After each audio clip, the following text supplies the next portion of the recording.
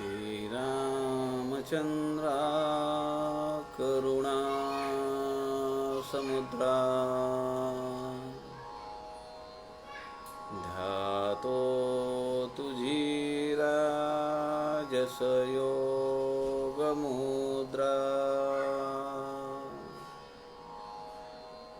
नेत्री नये रे तुझवीन निद्रा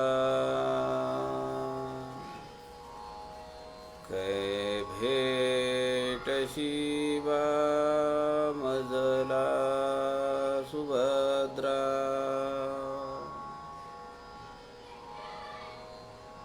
सुखा सारिखे पूर्ण वैराग्य जाचे वसिष्ठा परी ज्ञान योगेश्वराचे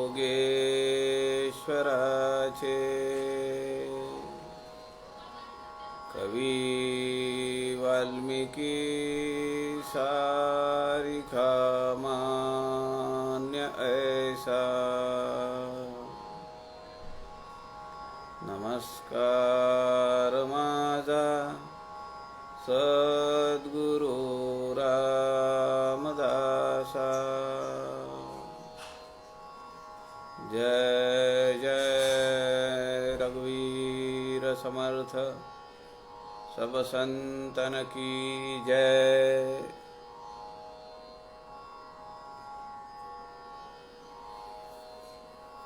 सज्जन हो नमस्कार। सद्गुरु समर्थ रामदासांच्या वाङ्मयाचा अभ्यास करण्याचा प्रयत्न आपण मागील काही वर्षांपासून काही महिन्यांपासून करतो आहोत।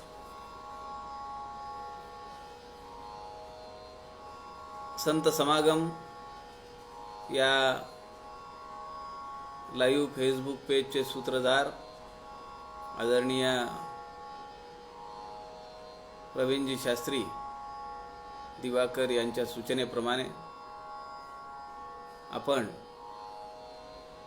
संत रामदास स्वामींच्या मनाच्या श्लोकांमधील कर्म उपासना ज्ञान पाहिली। त्यानंतर आपण ग्रंथराज दासबोध या ग्रंथातील समासांचं चिंतन केलं।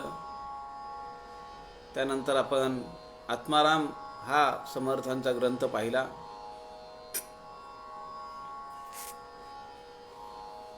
त्यानंतर कल्याण स्वामीकृत सोलिव सुख याचाही आपण अभ्यास केला। नंतर 11 दिवस आपण संत रामदास स्वामींच्या काही करुणा स्तोत्रांचा आढावा अभ्यास करण्याचा प्रयत्न केला। आजपासून आपण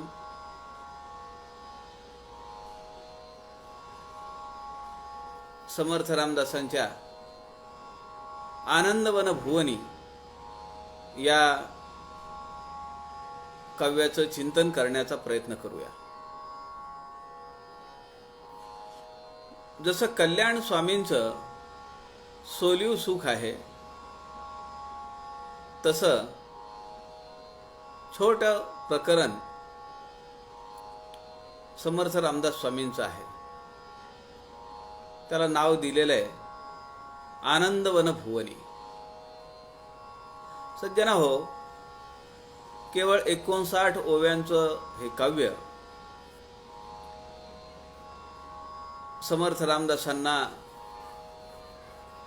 काशीला गेल्यानंतर काशीचं नाव हे आनंदवन भुवन आहे।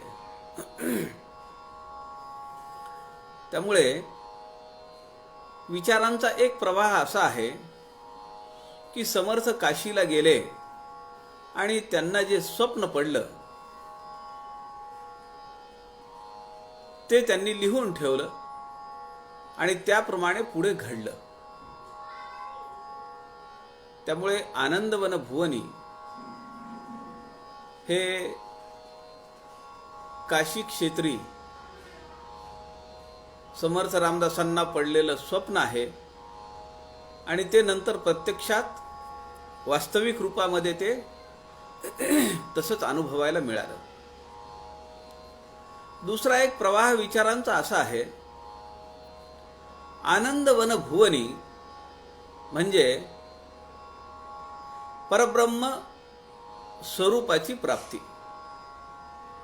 ज्या ठिकाणी केवळ आनंद, केवळ समाधान, केवळ शाश्वत सुख आहे, असं ते भुवन, असं ते धाम, म्हणून त्याला आनंदवन भुवनी असंही नाव दिलेलं आहे.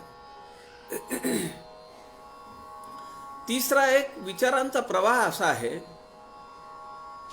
की या भुवनी, या पृथ्वीवर मानवी जन्म झाल्यानंतर मनुष्याने योग्य साधनेद्वारे शाश्वत आनंदाची प्राप्ती करून घ्यावी, त्यासाठी सांगितलेलं हे काव्य आहे. भुवनी म्हणजे या पृथ्वीवर योग्य साधना करीत या नरदेहामध्ये आल्यानंतर मनुष्याने आपल्या परमपदाची प्राप्ती करून घ्यावी, स्वस्वरूपाचं ज्ञान प्राप्त करून घ्यावं, त्यासाठी हे काव्य निर्माण झालेलं आहे.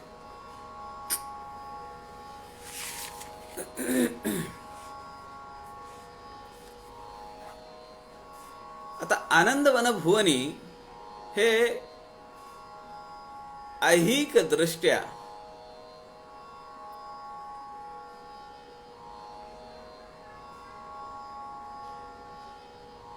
झालेली फळप्राप्ती आहे, असं काही जणांचं मत आहे. मग तुम्ही म्हणाल पारमार्थिक दृष्ट्या पण आहे का काही? तर आपण जे पाहिलं पारमार्थिक दृष्ट्या सोलीव सुख, कल्याण स्वामीकृत, त्यामध्ये त्या स्वस्वरूपाची प्राप्ती, परब्रह्म स्वरूपाची प्राप्ती झालेली कल्याण स्वामींनी शब्दबद्ध केलेली आहे. पारमार्थिक दृष्ट्या सोलीव सुख असंच पूजनीय बाबा बेलसरेंच्या ग्रंथामध्ये सोलीव सुखाला दिलेलं नाव आहे. पारमार्थिक दृष्ट्या सोलीव सुख. तसं या आनंदवन भुवनीमध्ये ऐहिक दृष्ट्या आनंदवन भुवनी असं हे ते नाव दिलेलं आहे. ऐहिक दृष्ट्या काय फळप्राप्ती झाली? आनंदवन भुवनी. यामध्ये शाब्दिक जर अर्थ पाहिला, शब्दशः जर अर्थ पाहिला, तर होणारे यावनी अत्याचार मुसलमान सरकारांकडून, मुसलमान राजांकडनं इथल्या बाया बापड्यांवर होणारे अत्याचार, अनवनीत अत्याचार, त्यानंतर हाती आलेली पिकं कापून नेणे, समाजावर लावलेले अनेक कर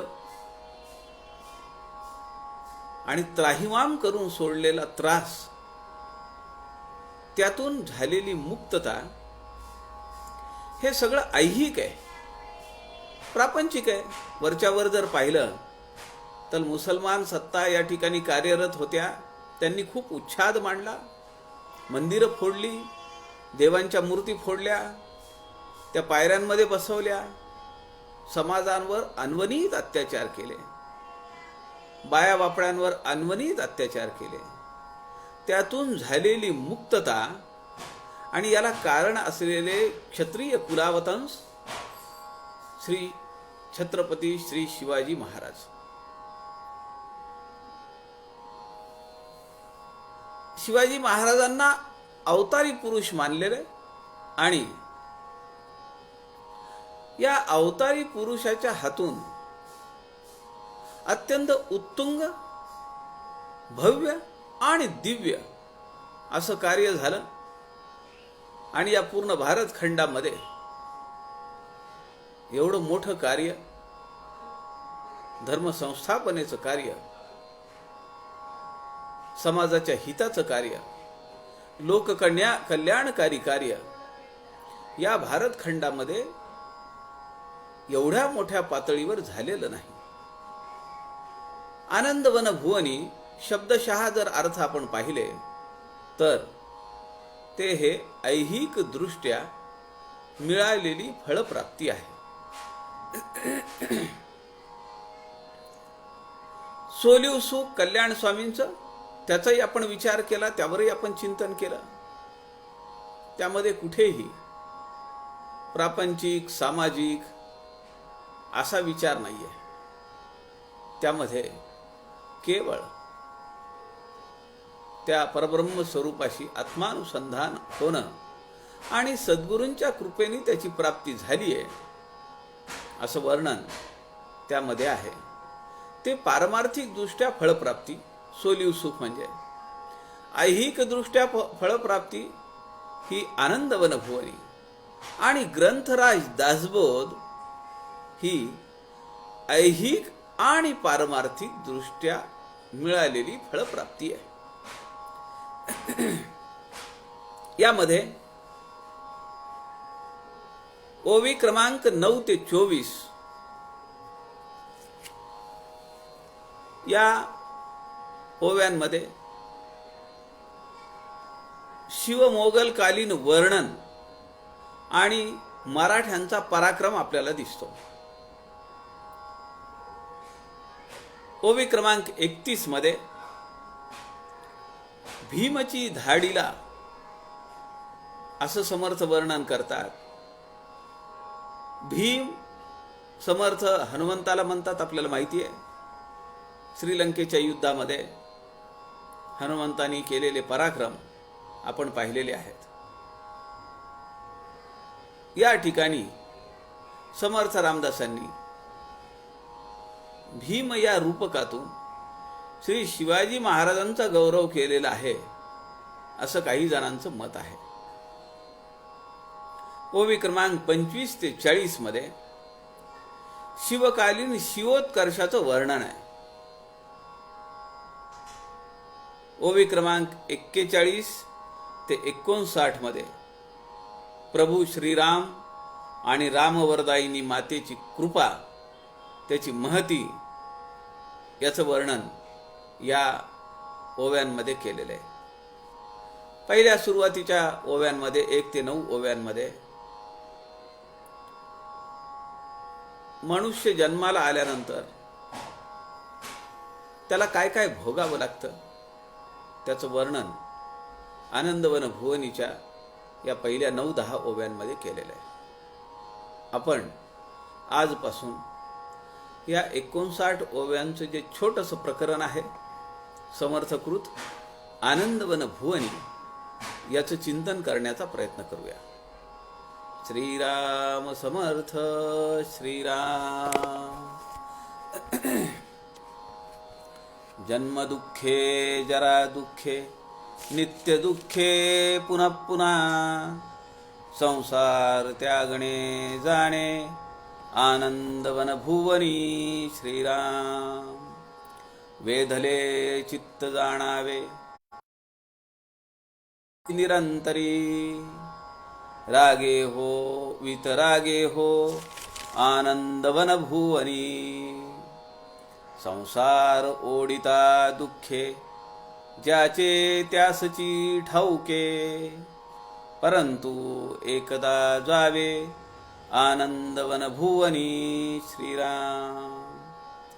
नसोसे दुःख ते होते दुःख शोक परोपरी एकाकी एकदा जावे आनंदवन भुवनी. श्रीराम. कष्टलो कष्टलो देवा पुरे संसार जाहलो देहे त्यागासी येणे हो आनंदवन भुवनी श्रीराम। जन्मते सोसिले मोठे अपाय बहुता परी, उपाये धाडिले देवे आनंदवन भुवनी श्रीराम।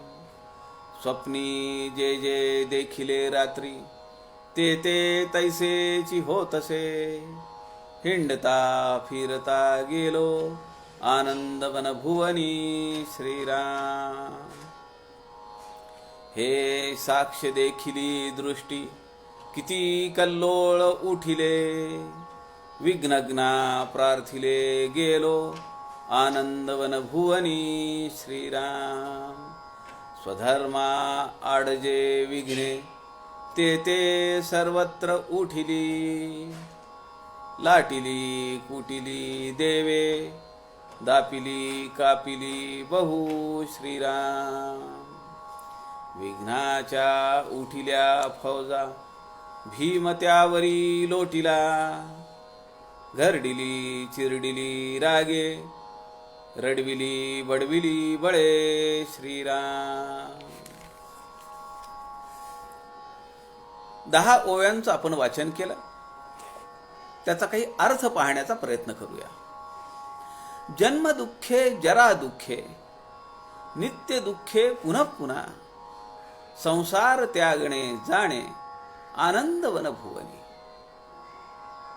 जन्म मृत्यूचं चक्र म्हणजे संसार, संसरती इति संसारः, हा जो संसार आहे ते जन्म मृत्यूचं चक्र आहे।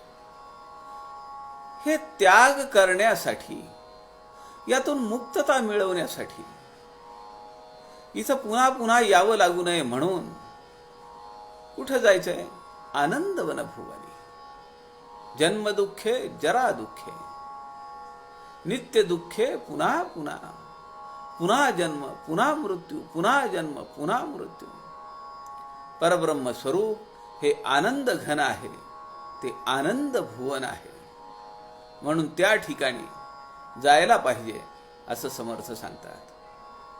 समर्थ दासबोधामध्ये म्हणतात, संसार संगे सुख झाले, ऐसे देखिले ना ऐकिले। समर्थ रामदासांचे शिष्य हे काही सगळे ब्रह्मचारी शिष्य नव्हेत। काही शिष्य हे प्रापंचिकही आहेत। कल्याण स्वामींचे धाकटे बंधू दत्तात्रय स्वामी यांनी प्रपंच केला, कल्याण स्वामींनी नाही केला। वेणा स्वामी प्रपंचात होत्या, वैधव्य प्राप्त झालं, ओढा आध्यात्मिक पातळीवरचा होता म्हणून त्या इकडे आल्या। अक्का स्वामींचं तसंच। उद्धव स्वामी सुरुवातीपासूनच समर्थांजवळ होते। अनेक शिष्य प्रापंचिकही होते। समर्थ दासबोधामध्ये म्हणतात, मनाच्या श्लोकामध्ये म्हणतात, बहुहिम पुटी होई जे माय पोटी, नको रे मना यातना तेची मोठी, निरोधे पचे कोंडिले गर्भवासी, अधोमुख रे दुःख त्या बाळकासी। गर्भावस्थेत असताना अत्यंत दुःख आहे, शरीराची पाहिजे तशी हालचाल करता येत नाही। समर्थ दासबोधामध्ये म्हणतात, कारागृही पडिला प्राणी। जेलमध्ये बसल्यानंतर ज्याप्रमाणे स्थानबद्ध अवस्थेत राहावं लागतं। आपल्यापैकी किती जणांनी अंदमानचा प्रवास केला मला माहिती नाही, पण 7x13ची एक रूम आहे, त्याला त्यांनी सेल असं नाव दिलेलं आहे। आणि अशा जवळपास 900 सेल अंदमानला ब्रिटिशांनी 7 वर्षात बांधल्या।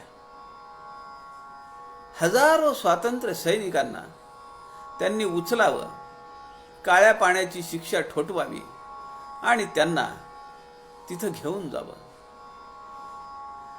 घरच्या लोकांना माहिती नाही, कुणालाच माहिती नसे की काळ्या पाण्याच्या शिक्षेला गेलेला माणूस परत येईल की नाही, ही शिक्षा कुठे देतात?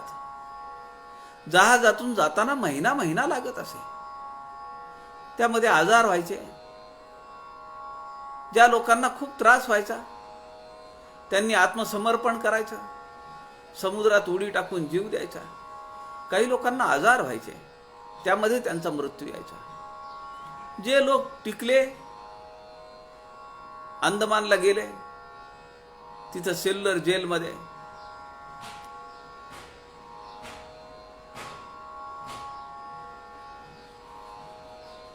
तो जेलर जो होता तो अत्यंत क्रूर कर्मा असा होता. स्वातंत्र्यवीर सावरकरांचं शिक्षण झालेलं होतं तिकडे ब्रिटिशमध्ये, म्हणून तो म्हणाला, बॅरिस्टर, 2 जन्मठेपेच्या शिक्षा म्हणजे 50 वर्ष. तुला कल्पना आहे का की माझ्या हाताखाली, माझ्या सुपरविजन खाली तुला या ठिकाणी राहायचंय? तू विचार तरी करू शकशील का की 50 वर्षानंतर तू परत हिंदुस्थानला जाशील? स्वातंत्र्यवीर सावरकरांनी त्याच्या डोळ्याला डोळे भिडवले आणि ते म्हणाले, तुला तरी माहिती आहे का की तुझं शासन, तुझं सरकार माझ्या भारत भूमीवर 50 वर्ष राहील?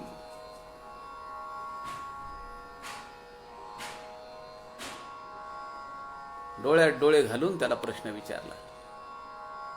अशी कारागृहाची परिस्थिती 7x13च्या रूम मध्ये 10 वर्ष स्वातंत्र्यवीर सावरकर राहिलेले. 6 महिन्यातला पैकी 3-4 महिने, 5 महिने आम्ही लॉकडाऊनच्या काळामध्ये आमच्या घरात राहिलो, तर आम्हाला असं वाटलं आकाश कोसळलं आमच्यावर. गावाला जाता येत नाहीये, कुणाच्या घरी जाता येत नाहीये, बोलता येत नाहीये, बाहेर फिरता येत नाहीये. 9 महिने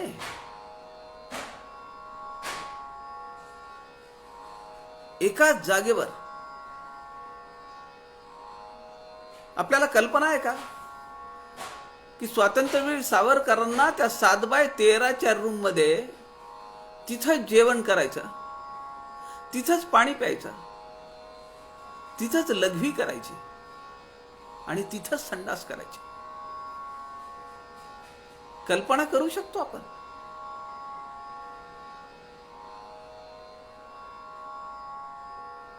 काय विजिगुषू वृत्ती आहे. अहो, निम्म्यापेक्षा जास्त लोक तर खचून गेले.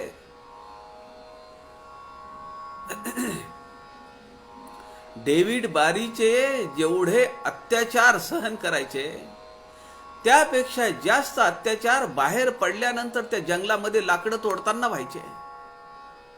मोठमोठे भुंगे, मोठमोठे कोळीष्टक, विंचू, साप. आणि याला काय कमी पडलं म्हणून तिथली जी आदिवासी जमात आहे त्यांना असं वाटायचं की हे आमच्यावर अतिक्रमण करतायत, म्हणून त्यांनी बाण मारून त्यांना मारून टाकायचं. ते कच्चे नारळ सोलायचे, त्यातून तेल काढून द्यायचं, आणि ते जर तेल काढून नाही दिलं तर चापकाचे फटके खायचे. चापकाच्या फटक्यांचा आवाज, स्वातंत्र्य सेनानींचा आरोळ्यांचा, वेदनेपोटी आरोळ्या निघालेल्या तोंडातून त्याचा आवाज, आणि फाशी देताना जो आवाज यायचा तो सगळा आवाज स्वातंत्र्यवीर सावरकरांच्या त्या सेलपर्यंत यायचा. माणूस कसा तुटेल, तीळ तीळ खचून जाईल, याकडे डेव्हिड बेरी पाहत होता. पण त्यातही ते भव्य दिव्य काव्य, कमला काव्य लिहिलं स्वातंत्र्यवीर सावरकरांनी. अशी ती अवस्था आहे की ज्या अवस्थेमध्ये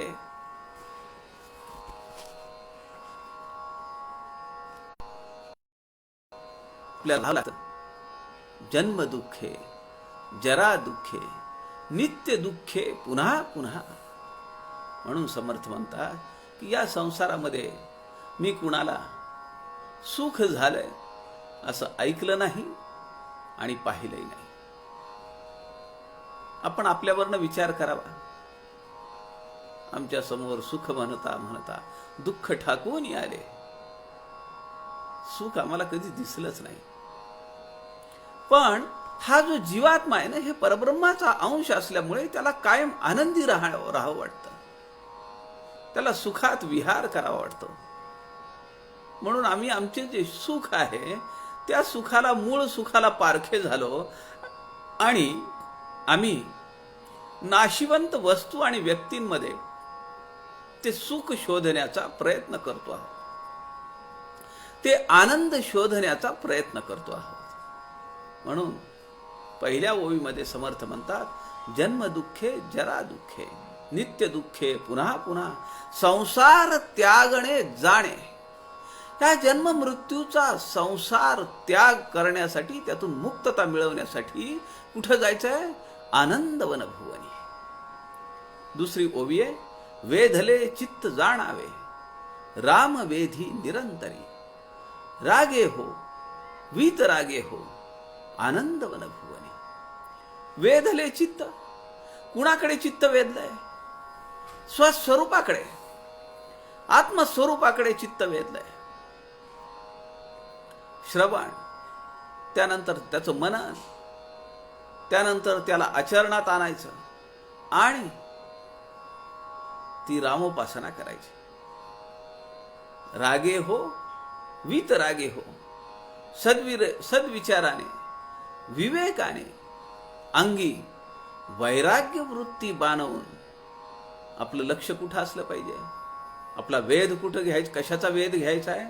परब्रह्म स्वरूपाचा वेध आपल्याला घ्यायचा आहे, असं समर्थ सांगतायत. तिसऱ्या ओवीमध्ये समर्थ म्हणतात, संसार ओढिता दुःखे ज्याचे त्यासीच ठाऊके परंतु एकदा जावे आनंद वनभुवनी. आपण या संसाराला आलो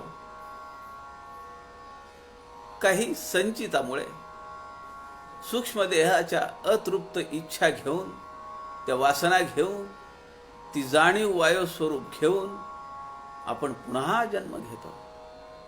तो जन्म घेतल्यानंतर पुन्हा या संसाराला येतो. मी म्हणजे नाव, मी म्हणजे माझी जमीन, मी म्हणजे माझं घर, मी म्हणजे माझी बायको, मी म्हणजे माझी आई वडील मुलं. एवढ्यातच आमचं सगळं आयुष्य संपतं. माझं मूळ स्वरूप काय आहे ते काही मला लक्षात येत नाही. संसार ओढिता दुःखे ज्याचे त्यासीच ठाऊके. आम्हाला दुसऱ्याची नोकरी, दुसऱ्याचं ठिकाण, दुसऱ्याचं वैभव, आम्हाला असं वाटतं की का नाही मला मिळालं हे सगळं. पण त्याला आपण कधी जाऊन विचारलंय का? समर्थ मनाच्या श्लोकामध्ये म्हणतात, जनी सर्व सुखी असा कोण आहे, विचारी मना तुची शोधून पाहे. अरे जाऊन विचार, शोधून बघ की तुला कुणी सुखी दिसतो का माणूस. म्हणून या ठिकाणी अनेक दुःख ही भोगावी लागतात. आदरणीय विनायकराव जोशी गुरुजींनी मला पोस्ट पण टाकली आहे आणि त्यांची इच्छा आहे की समर्थांच्या काही उपदेशपर कविता त्याही आपण चिंतनासाठी घेऊया. आपण नक्की त्याचाही विचार करूया. या निमित्ताने माझा सुद्धा समर्थ वाङ्मयाचा एवढा अभ्यास होईल. त्या निमित्ताने समर्थांच्या वाङ्मयामध्ये विवरता विशेषा विशेष कळो लागे. दासबोधामध्ये जसं समर्थ दासबोध ग्रंथाच्या फळश्रुतीमध्ये आलेली ही ओवी आहे, विवरता विशेषा विशेष कळो लागे. आपण त्याचा अभ्यास करू, त्याचं चिंतन करू आणि त्या उपदेशपर कविता ज्या आहेत त्याचंही आपल्याला काही अभ्यास करता आला, मनन करता आलं तर तोही माझ्या आयुष्यातील कृतार्थ क्षण आहे असं मी मानेन. नक्की आपण त्यावर विचार करूया. आनंदवन भुवनी झाल्यानंतर आपण पाहिजे तर त्यावर चिंतन करूया. समर्थ म्हणताय, ज्याला त्याला माहिती आहे आपलं दुःख काय आहे ते, दुसऱ्याला ते समजणार नाही. संसार नेटका नाही, उद्वेग वाटतो जीवी, परमार्थ आकळे ना की, बुद्धी दे रघुनायका. करुणाष्टकामध्ये आपण पाहिलंय, समर्थ म्हणतात संसार नेटका नाही, तो होऊच शकत नाही. तो नेटका नाही, तो कायम फाटकाच आहे. पण तो जर नेटका केला तर समर्थ मात्र आत्मविश्वासपूर्वक म्हणतात की तो फिका होत जातो. नेटका जर संसार केला तर तो फिका होत जातो. याबद्दल मात्र आपल्या मनात शंका घ्यायचं काही कारण नाही. फिका होणे म्हणजे त्याची आसक्ती कमी होणे, त्याची बाधा कमी होणे, असा त्याचा अर्थ आहे. कुठला संसार केला हो समर्थांनी? बोहल्यावरून सावधान म्हणा झाल्याबरोबर, विचारल्याबरोबर शब्द ते तिथून निघाले. कसला संसार केला? पण समर्थ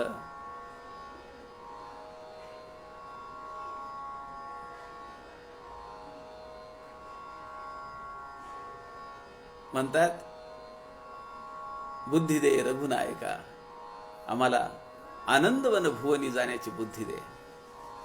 दासबोधामध्ये समर्थ म्हणतात, हाट भरला संसाराचा, नफा पहावा देवाचा, तरीच या कष्टाचा पर्याय होतो श्रीराम.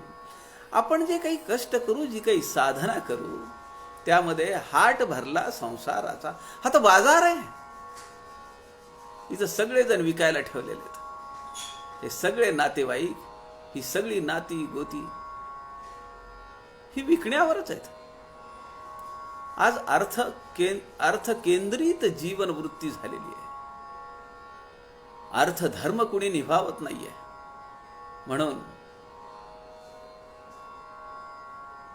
युद्धाय कृतनिश्चया, अर्थधर्माय युद्धाय कृतनिश्चया.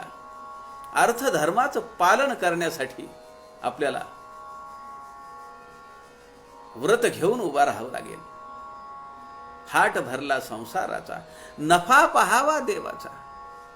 देवाचा नफा पाहिला पाहिजे. या मानवी जीवनामध्ये आल्यानंतर मी काय केलं पाहिजे की जेणेकरून भगवंताला वाटेल, अरे मी याच्याजवळ देऊन, काही फिक्स डिपॉझिट देऊन, काही बॅलन्स देऊन याला खाली पाठवलं होतं. यांनी चांगल्या कर्म केली आहेत, उपासना केली आहे, सत्कर्म केलेलं आहे, आणि यांनी व्याजासकट मला मुद्दल परत केलंय. भगवंताला मोठा आनंद होईल.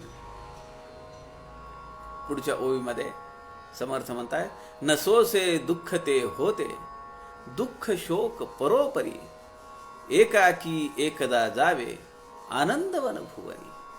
न सोसे दुःख ते होते.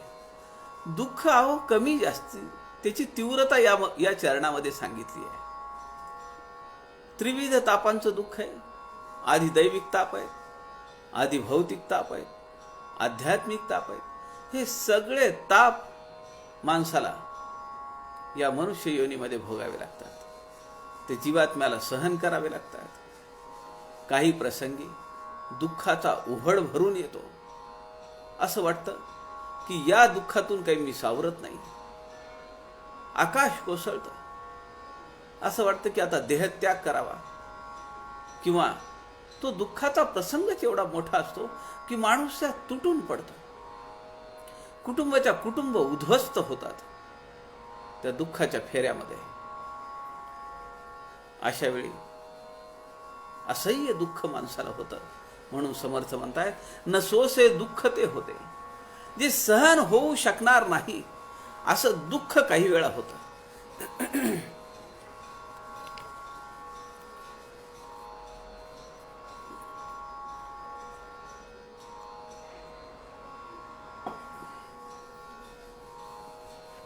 समर्थ म्हणतात, कठीण दुःख सोसवेणा, प्राण शरीर सोडिना, मृत्यू दुःख सगट जना, कासावीस करी श्रीराम. त्या जीवात्म्याला तो कासावीस करता. तळमळ वाढते, त्याची आत्यंतिक तळमळ वाढते. काय करावं समजत नाही. आपल्या जीवनात सुद्धा आपण जर विचार केला तर असे अनेक दुःखांचे प्रसंग आहेत. पण सज्जन हो, एक सांगतो, समर्थांच्या वाङ्मयाचा अभ्यास, साधू संतांच्या वाङ्मयाचा अभ्यास मानवी जीवनाला अशा दुःखांमधून पुन्हा उभं राहण्याचं बळ प्राप्त करण्यासाठी या वाङ्मयाचा, संत साहित्याचा, संत वाङ्मयाचा अभ्यास, त्याचं श्रवण मनन हे अत्यंत फलदायी ठरत आहे. अहो, मला जे दुःख वाटतं ते सगळ्यांनाच दुःख नसतं. काल सापेक्ष, वस्तू सापेक्ष सुख दुःखाची व्याख्या होतीये. आज मला पेढे, जिलेबी, लाडू, बर्फी खाताना आनंद होत असेल, पण ज्याला डायबिटीस आहे त्याला कसं होईल? त्याला तर ते विष आहे. आता तोंडावर दिवाळी आली आहे, घरामध्ये चकल्या होतात, कडक पदार्थ होतात. ज्याला दात नाही आहेत त्याला त्या चकलीचा काय उपयोग आहे? कुणाचं दुःख कुणाला सुख आहे, असं हे सगळं आपण जर पाहिलं तर मानवी जीवन हे दुःखाने भरलेलं आहे. त्यामुळे सुरुवातच समर्थांनी या आनंदवन भुवनीची जरा दुःखे जन्म दुःखे अशी केलेली आहे. या ठिकाणी समर्थ म्हणतात, कठीण दुःख सोसवेना, प्राण शरीर सोडीना. प्राणाला वाटत नाही की या शरीराला सोडून मी जावं, कारण शरीर अजून ताजतवान आहे, तरुण आहे. जेव्हा गात्र गलित होतील, चिरकुटासारखी कातडी होईल, तेव्हा मात्र तो जो जीवात्मा आहे त्याला या देहामध्ये राहण्यात काहीही स्वारस्य नसतं. त्यामुळे जन्माच्या अगोदरपासून ज्यांनी सोबत केलेली आहे त्या सगळ्या शरीराला तो आकस्मिकपणे टाकून देतो आणि निघून जातो. कारण या देहातून त्याला काहीही मिळत नाही, आनंद उपभोगता येत नाही. अशा वेळी तो प्राण जातो. पण जेव्हा शरीर तारुण्यावस्थेत आहे तेव्हा प्राण काही असे सुखासुखी जात नाही. मृत्यू दुःख सगट जना कासावीस करी. जीवाची काहिली करतं, तळमळ वाढते, अशी परिस्थिती निर्माण होते. समर्थ मानाच्या श्लोकामध्ये म्हणतात, न बोले मना राघवे वीण काही, जनी वा उगे बोलता सुख नाही. घडीने घडी काळ आयुष्य नेतो, देहांती तुला कोण सोडू पाहतो. कोण तुझी मुक्तता करणार आहे? अंतसमयी तुझी या सगळ्या दुःखामधून कोण सुटका करणार आहे? तो केवळ प्रभू श्रीराम आहे. म्हणून त्या परब्रह्म स्वरूपाच्या प्राप्तीसाठी, आनंदवन भुवनी जाण्यासाठी तुला एकट्यानेच तयारी करावी लागेल. कुणी येणार नाही.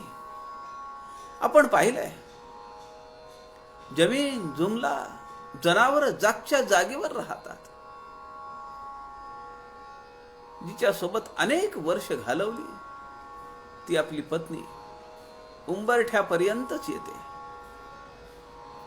नातेवाईक मित्र स्मशानापर्यंत येतात. जो देह माझा माझा माझा म्हणून मी बाळगला, तो देह सुद्धा चितेवर अग्नी दिला की आपल्या सोबत येत नाही.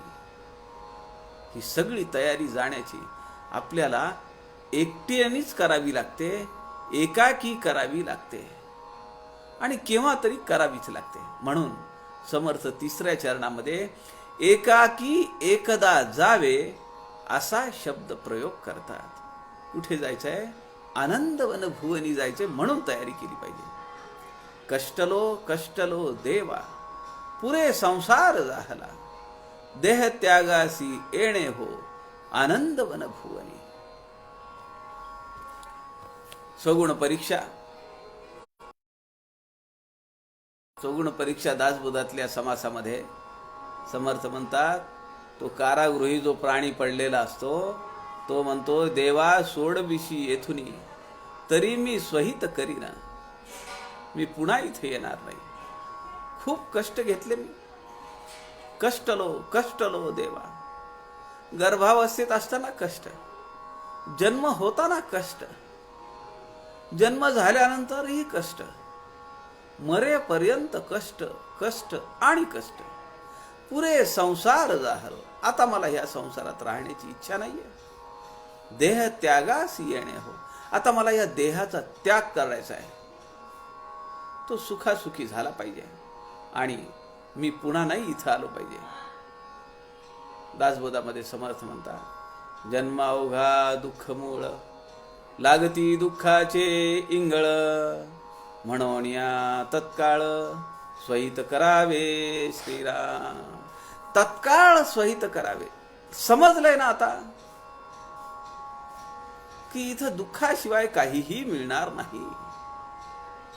मग आम्ही आमचं स्वहित केलं पाहिजे. माझं निज हित कशात आहे तो मार्ग मी धरला पाहिजे.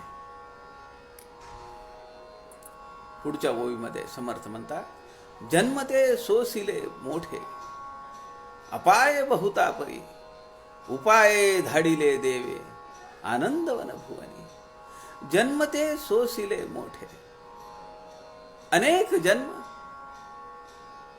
आयुष्य भरपूर दीर्घ आयुष्य सगळं सोसण्यात गेलं.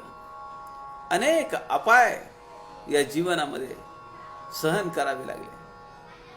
आता यातून मुक्तता होण्यासाठी म्हणून, आनंदवन भुवनी जाण्यासाठी म्हणून रामाने, भगवंताने आमच्यासाठी उपाय पाठवलेला आहे की तू तुझं या उपायाने जर गेलास, हा जर साधन मार्ग निवडलास, तर या संसारातून, या जन्म मृत्यूच्या चक्रातून तुझी मुक्तता मी करू शकतो. दुःखात घेता येत नाहीये. किती वर्ष वय? 25-30 वर्ष. नववधू अत्यंत कमी वयामध्ये सुद्धा लोकांना त्रास होतोय. खाली वाकणं जमत नाही, कपडे धुणं जमत नाही, मग त्यासाठी वॉशिंग मशीन घ्या. उन्हाचा खूप त्रास होतो आहे, एसी लावून घ्या, ओव्हन घ्या. स्वयंपाक करण्याचा त्रास होतो आहे, काय काय मशीन यंत्र निघाली आहेत. अशा वस्तू आणि या माणसापासून सुख मिळेल, त्या माणसापासून सुख मिळेल म्हणून आम्ही लोकसंग्रह करत जातो. पण एक दिवस असं लक्षात येतं की अरे, मी ज्याला माझा जवळचा मानला त्यांनीच मला हात दिला, त्यांनीच मला दगा दिला. म्हणून समर्थ या ठिकाणी म्हणतात, उपाय अनेक केले पण ते सगळे अपाय झाले. ते आम्ही शोधलेले उपाय आहेत. भगवंतानी दिलेल्या उपायाकडे आम्ही दुर्लक्ष केलं. भगवंतालाच आमची दया आली, कीव आली. म्हणून त्यांनी काय केलं? पहिल्यांदा उपाय काही केले, अवतारी पुरुषांना पाठवलं, संत सज्जन महानुभावांना पाठवलं. पण आम्ही कुठला ऐकतो त्यांचा? आम्ही त्यांच्याकडे पाहिलं देखील नाही.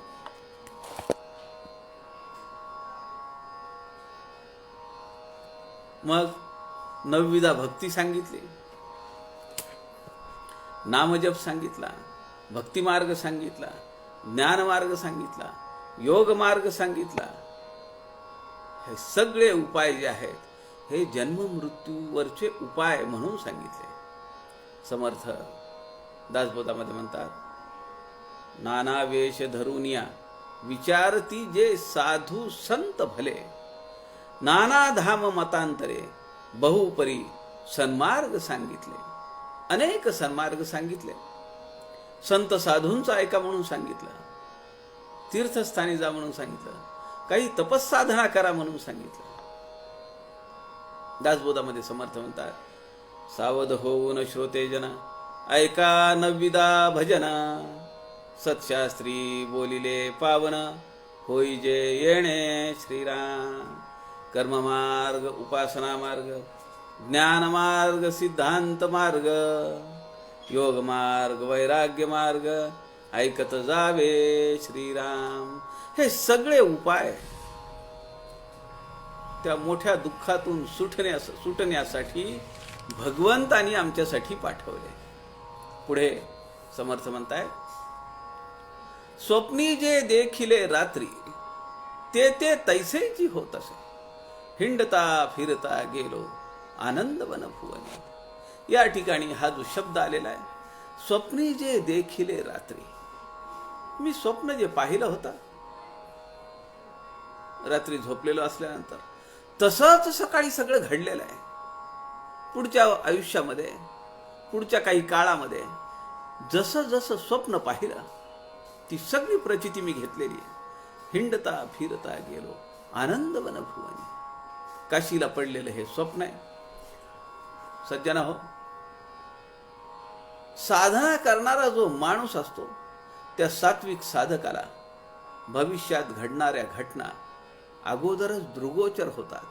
त्याला समजतं की भविष्यामध्ये काय घडणार आहे. याला आमचे परमपूजनीय मारुतीबुवा रामदासी म्हणतात, जागृतीत शांत वेळी पडलेले वैचारिक स्वप्न. जागृती अवस्था आहे, पण त्या जागृतीमध्ये शांत वेळी एकांतात बसलेलं असताना पडलेलं स्वप्न आहे. स्वप्न आम्हाला केव्हा पडतं? आमच्या सूक्ष्म देहामध्ये. स्थूल देहामध्ये जागृती, सूक्ष्म देहामध्ये स्वप्न. पण स्वप्न म्हणजे झोपल्यानंतर नव्हे, तर जागा असताना, जागृती अवस्था असताना, पण एकांतामध्ये साधना करत असताना शांत वेळी, काही गोंगाट नाही, गोंधळ नाही, अशा वेळी पडलेलं वैचारिक स्वप्न समर्थांना हे कुठं कुठं पडलं असेल? साधना करत असताना. त्यांची सगळी साधना एकांतात व्हायची, खळखळीमध्ये व्हायची, खनाळांमध्ये व्हायची, अरण्यामध्ये व्हायची. तेव्हा त्यांना पडलेलं हे स्वप्न आहे. समर्थ म्हणतात, ते ते तैसेची होत असे. ते सगळं जसंच्या तसं घडलं. म्हणून समर्थ दासबोधामध्ये म्हणतात, एकांत जयास मानवला सर्व आधी कळे त्याला. एकांतात राहण्याची कला, एकांतात राहण्याची साधना साधकांनी शिकली पाहिजे. ही जी ओवी आहे, हिंडता फिरता गेलो आनंदवन भुवनी, ही सामान्य जनांसाठी आहे, माझ्यासारख्या प्रापंचिक लोकांसाठी आहे. अनेक जन्म हिंडणं झालं, फिरणं झालं, अनेक योनींमध्ये जन्म घेणं झालं. हिंडता फिरता गेलो आनंदवन भुवनी. कारण मला जे स्वप्न पडलेलं आहे, जे वैचारिक स्वप्न पडलेलं आहे, ते मी सोडलंच नाही, ते मी माझ्या आचरणात आणलं. मनाच्या श्लोकामध्ये समर्थ म्हणतात, बहु हिंडता सौख्य होणार नाही, शिणावे परीना तुडे हित काही, विचारे बरा अंतरा बोध विजे, मना सज्जना राघवी वस्ती कीजे. रामाच्या ठिकाणी वस्ती करावी. ज्याच्याकडे आपण वस्तीला जातो तो आपली सगळी काळजी घेतो. वस्तीला जाणे म्हणजे मुक्कामाला जाणे. पश्चिम महाराष्ट्रामध्ये हा शब्द अजूनही सगळीकडे सर्रासपणे वापरतात. वस्तीला माझ्याकडे या बरं का तुम्ही, म्हणजे तुम्ही मुक्कामाला माझ्याकडे या. ज्याच्या वस्तीला आपण जातो तो आपली जेवणाची, आपल्या अंथरुणाची, पांघरुणाची सगळी काळजी घेतो. म्हणून समर्थ या ठिकाणी म्हणतात, मना सज्जना राघवी वस्ती कीजे. तू राघवाच्या मुक्कामी वस्ती करण्यासाठी जा. तू रामाकडे जा, तो सगळं तुझं बघून घेईल. तुला काही काळजी करायचं कारण नाहीये. पुढे समर्थ म्हणतात, हे साक्ष देखिली दृष्टी किती कल्लोळ उठिले, विघ्नग्ना प्रार्थिले गेलो आनंदवन भुवनी. जीवनात येणाऱ्या त्रिविध तापांचे कष्ट प्रापंचिक तापांचे कष्ट, सामाजिक तापांचे कष्ट, असे अनेक विघ्न आमच्या मानवी जीवनामध्ये आम्हाला अनुभवायला येतात. हे साक्ष देखील ही दृष्टी, मी हे पाहिलेलं आहे, मी साक्षी भावनेनं त्याकडे पाहिलेलं आहे, मी अनुभवलेलं आहे. किती कल्लोळ उठिले, माझ्या मनात अनेक विचारांचे तरंग निर्माण झाले. करुणाष्टकांमध्ये ते आपण पाहिले. उदास वाटते जीवी रघुनायका, काय कैसे करावे, बुद्धी दे रघुनायका, उदासीन हा काळ कोठे न कंठे. समर्थ सांगतात अशा परिस्थितीमध्ये विघ्नघ्ना प्रार्थिले गेलो, कुणाची करुणा केली. विघ्नांची तीव्रता कमी करणारा श्री गणेश आणि श्री मारुती हे दोघेही विघ्ननाशक आहेत. म्हणून मी त्यांची प्रार्थना केली. आणि मग मी कुठे गेलो, विघ्नघ्ना प्रार्थिले गेलो, त्यांची प्रार्थना केली, त्यांची स्तुती केली, त्यांचं स्तवन केलं. आणि मग मी कुठे गेलो, आनंद वनभुवनी गेलो. स्वधर्मा आड जे विघ्ने ते ते सर्वत्र उठिली, लाटिली कुटिली देवे, दापिली कापिली बहु.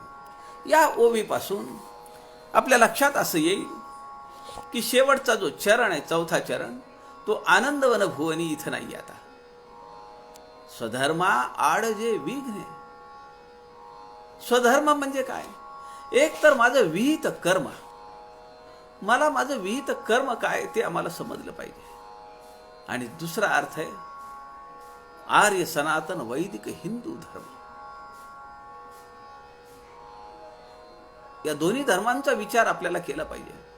मला जे विहित कर्म आहे, मी जर प्रपंच केला असेल तर एक बाप म्हणून, एक बायको म्हणून, एक सासरा म्हणून, एक सासू म्हणून, एक आई म्हणून मला जे कर्म आहे ते केलंच पाहिजे. पण त्यात मी गुंतता उपयोगी नाही, मी त्यात आसक्त होता उपयोगी नाही. मी माझं विहित कर्म नेटाने केलं पाहिजे, नेटकेपणे केलं पाहिजे, नेमकपणे केलं पाहिजे. आणि दुसरा, माझ्या धर्मासाठी, आर्य सनातन वैदिक हिंदू धर्मासाठी संभाजी राजांचं बलिदान आपल्या डोळ्यासमोर आलं पाहिजे. अनवनीत अत्याचार, फळाची साल सोडून काढावी असा संभाजी राजांच्या देहाची कातडी सोलण्यात आली. किती दिवस छळ चालू होता. बोटांची गरम सळ्या करून डोळ्यामध्ये खोवण्यात आल्या, खोडा करण्यात आला, त्यामध्ये हात अडकवण्यात आले, असे हात आडवे करण्यात आले, उंटावर उलट बसवण्यात आलं आणि लोकांना सांगण्यात आलं की मारा दगड. कुणी भाले टोचवले, कुणी दगड मारले, कुणी माती उधळली. काय वाटलं असेल. महापराक्रमी एक ही शंभू राजा था,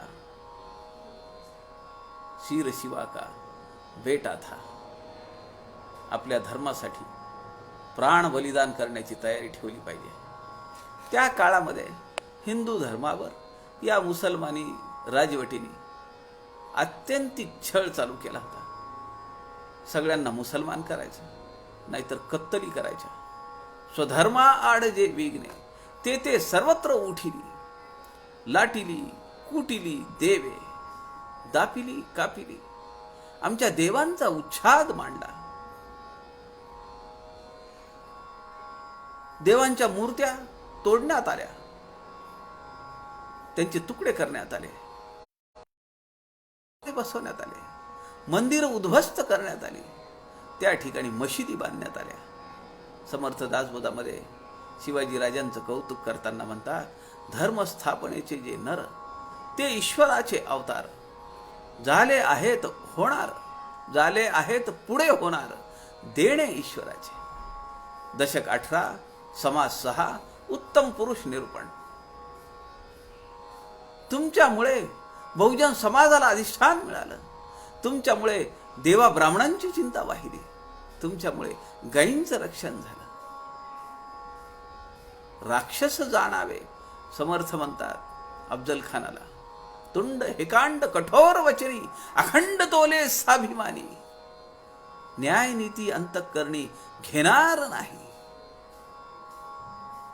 त्याच्याशी चर्चा करू नका, विचार विमर्श करू नका. कधी दगा देईल माहित नाही. तुमच्या थोरल्या भावाला दगा देऊन मारलं, तुमच्या वडिलांना दगा देऊन अटक करवली. याला जिवंत जाऊ देऊ नका. कोणी एकाचा शेवट झाला पाहिजे. उत्तम पुरुष निरूपण. त्या काळची जी परिस्थिती आहे समाजाची, या देशाची, ते वर्णन चालू आहे आता. स्वधर्मा आड जे विघ्ने ते ते सर्वत्र उठिली, लाटिली कुटिली देवे. देवांना लाटण्यात आलं, कुटण्यात आलं, तुकडे करण्यात आले, दापिली कापिली. यदा यदा ही धर्मस्य ग्लानिर्भवती भारत. भगवंताचं वचन आहे. परित्राणाय साधूनां विनाशाय च दुष्कृतां धर्म संस्थापनार्थाय संभवामी युगे युगे. प्रत्येक युगामध्ये जेव्हा जेव्हा धर्मावर संकट येईल तेव्हा तेव्हा मी अवतार घेईन. असा अवतार आमचे छत्रपती शिवाजी महाराज आहेत. एकदा प्रसंग आहे, शिवाजी महाराज भेटायला आले. लांबून नमस्कार घातला. समर्थ पुढे आले, दोन्ही खांदे धरून उचलले. ते म्हणाले, आपण शिवाचे अवतार आहात.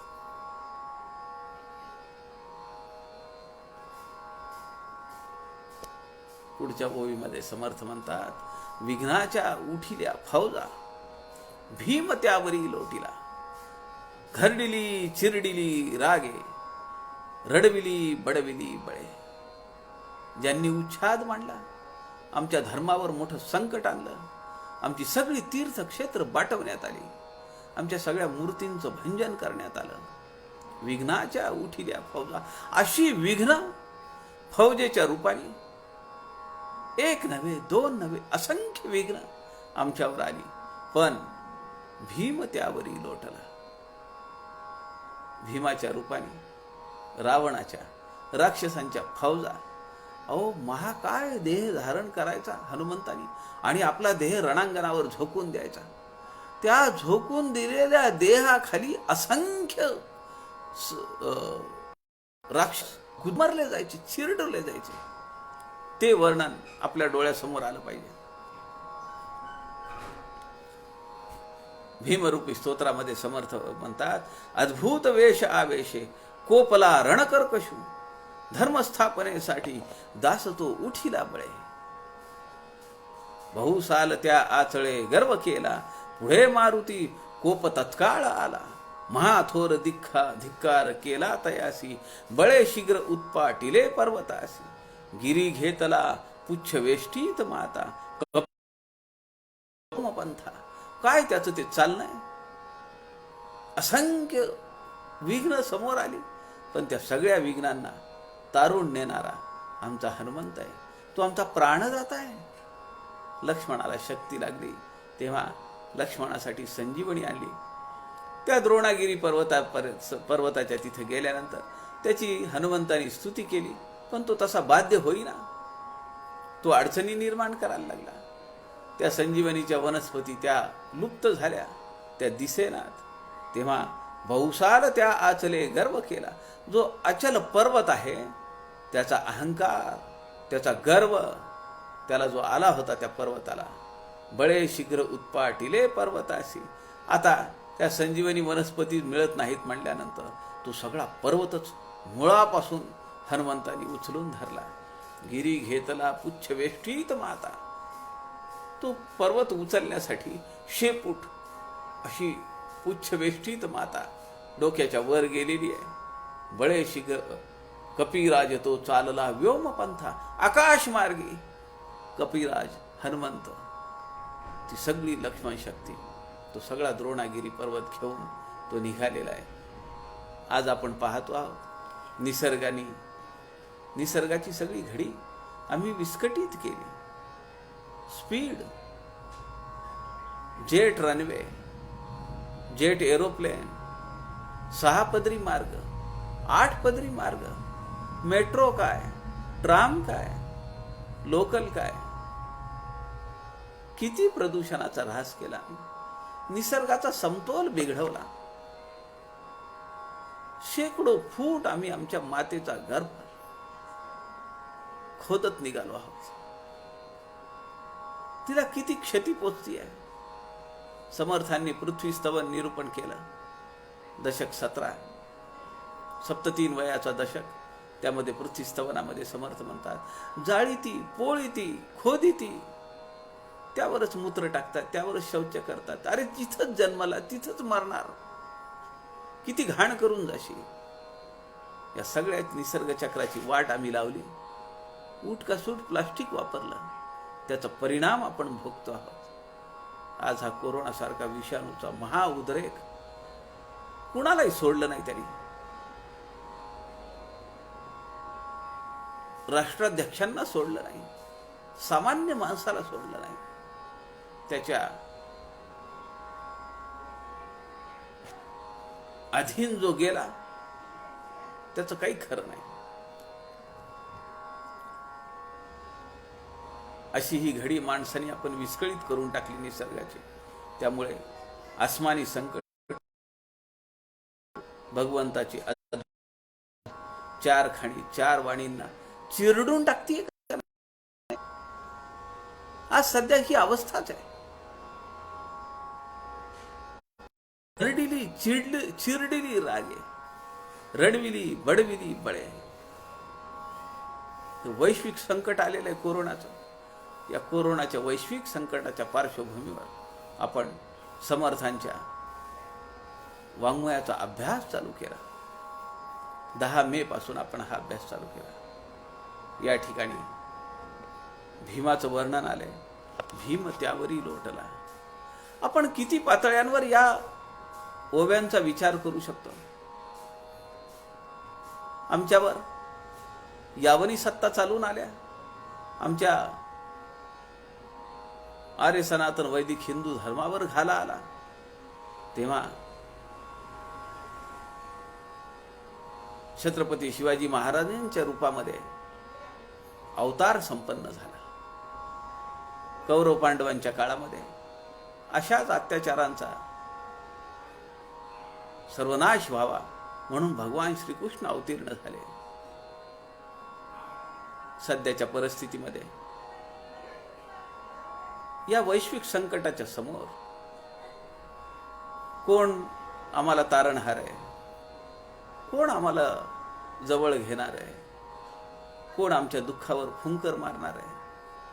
केवळ संतांचं साहित्य आम्हाला ते बळ देत आहे. घरडिली चिरडिली रागे, रडविली बडविली बळे. 10 ओव्यांचा विचार आपण आज केला. उद्या दुपारी 3च्या सत्रामध्ये आपण आनंदवन भुवनी या समर्थांच्या अत्यंत छोटेखानी परंतु बहु अर्थ असलेला जे प्रकरण आहे याचा विचार उद्या दुपारी करूया. आपल्या सगळ्यांच्या हृदयस्थ परमेश्वरास नमस्कार करतो. झालेली सेवा समर्थांच्या चरणी अर्पण करतो. जय जय रघुवीर समर्थ.